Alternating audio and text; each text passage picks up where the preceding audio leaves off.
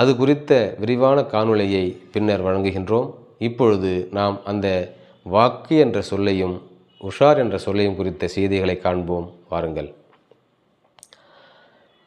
வாக்களித்தேன், உங்கள் வாக்கு எங்களுக்கே, அவன் வாக்குறுதி மீறமாட்டான், நான் கொடுத்த வாக்கை காப்பாற்றுவேன்.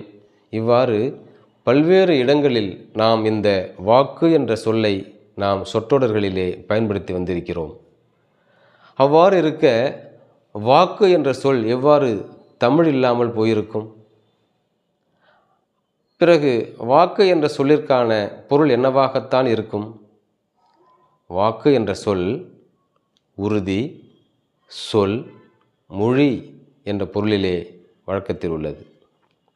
ஆம், மொழி, சொல், உறுதி இவை மூன்றும் தமிழ்ச் சொல்லாய் இருக்க எவ்வாறு வாக்கு என்ற சொல் பெரும்பான்மையான பயன்பாட்டிலே உள்ளே புகுந்திருக்கும் என்பதை அறிவீரா? இனியேனும் வாக்கு என்ற சொல்லிற்கு மாற்றாக மொழி, சொல், உறுதி என்ற இந்த தமிழ்ச் சொற்களை நாம் பயன்படுத்துவோம். அடுத்ததாக நாம் பார்க்கக்கூடிய சொல் உஷார் என்பதாகும். நீங்கள் உஷாராக இருக்க வேண்டும், திருடர்கள் நடமாட்டம் மிகுதியாக இருக்கின்றது, நீங்கள் உஷாராக இருங்கள். நிறைய இடங்களிலே உஷார் உஷார் என்ற இந்த சொல்லை பயன்படுத்துவதை நாம் பார்த்திருக்கின்றோம்.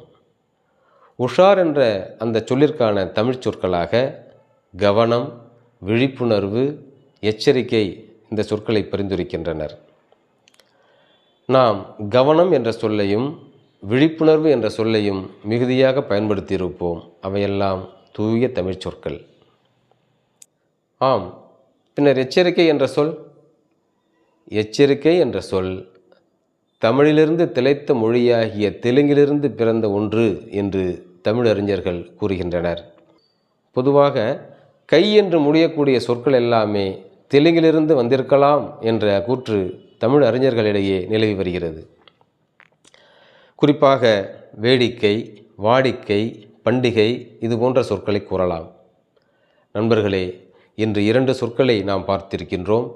ஒன்று வாக்கு, மற்றொன்று உஷார். இந்த 2 சொற்களையும் நாம் வாழ்விலே பயன்படுத்தக்கூடிய சூழல் வருகின்ற பொழுது நாம் தாய்மொழியாம் தமிழை எண்ணி பார்த்து வாக்கு என்ற சொல்லிற்கு மாற்றாக உறுதி, சொல், மொழி என்ற சொற்களையும், உஷார் என்ற சொல்லிற்கு மாற்றாக கவனம், விழிப்புணர்வு, எச்சரிக்கை போன்ற சொற்களையும் பயன்படுத்துவோம் என்று கூறி இன்றைய